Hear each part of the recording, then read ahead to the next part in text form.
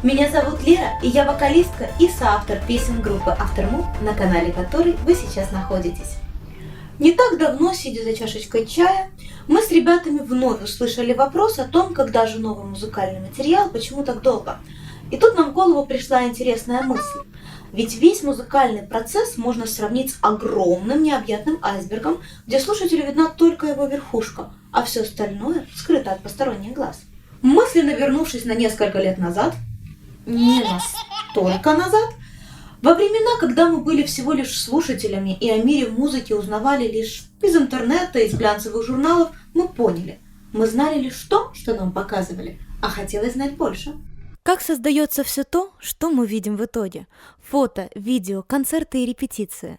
Туровые будни – это всегда остается за кадром, но в этом и есть вся жизнь группы. Ведь именно жизнь после концертов – то самое время, когда мэтры создают музыкальные шедевры, которые мы же потом часами слушаем и восхищаемся. Сейчас, когда у нас у самих за плечами уже есть обойма концертов, туры, бесчисленное количество фотосетов и тысячи часов, проведенных на репетициях, мы знаем, из чего состоит группа. Это не будет блог о том, как правильно петь, писать песни или готовиться к тому или иному мероприятию. Это будет отдельная книга, посвященная нашей музыкальной жизни. Мы расскажем вам все о мире музыкальной группы за кулисами. И писаться эта книга будет прямо здесь и сейчас.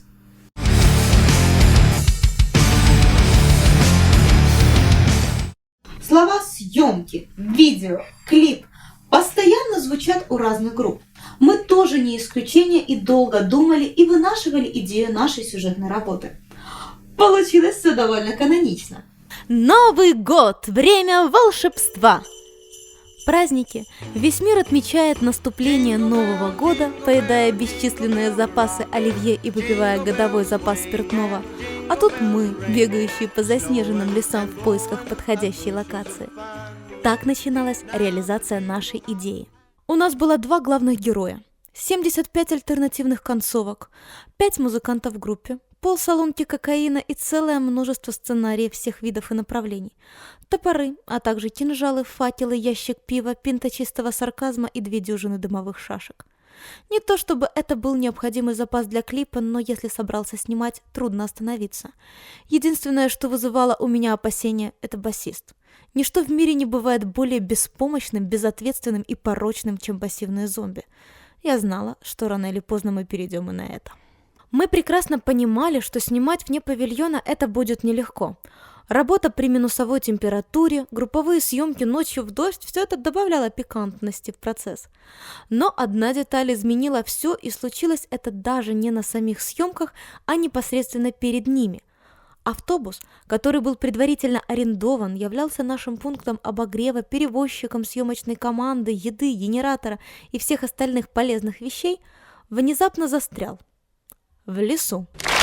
Поскольку главным светом для съемок было солнце, и съемки проходили в январе, и световой день был очень коротким, то 2 часа, которые мы потратили, спасая наш застрявший автобус, были критичным отставанием. Благодаря тому, что все сцены для съемок были четко отрепетированы, а репетиции мы проводили как в домашних условиях, так и непосредственно на локации,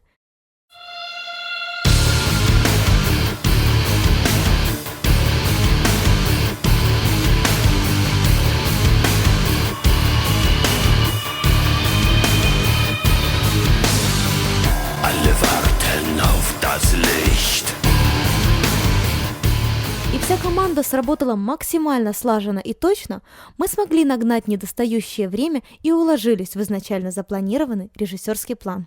Как итог, всегда надо быть готовым к неожиданным ситуациям, быть во всеоружии и подготовленным настолько, чтобы ни один форс-мажор не смог повлиять на конечный результат. Завершив этот проект, мы уже приступили к реализации следующего. Работа над ним происходит прямо сейчас, и мы обязательно покажем и расскажем обо всех ее аспектах. Написание сценария, работа со съемочной группой, составление режиссерского плана и поиск локаций, непосредственно сама съемка. Но об этом мы поговорим уже в следующий раз. А пока что, несмотря на все сложности, хотя что значит сложности, это правильнее назвать приключениями, мы получили хороший продукт, которым с радостью поделимся с вами. Сам клип вы сможете найти по ссылке, и мы будем очень рады вашим комментариям и отзывам. Если возникнут вопросы, пишите. С вами была Лера. Верните, пожалуйста, паспорт. До новых встреч. Пока!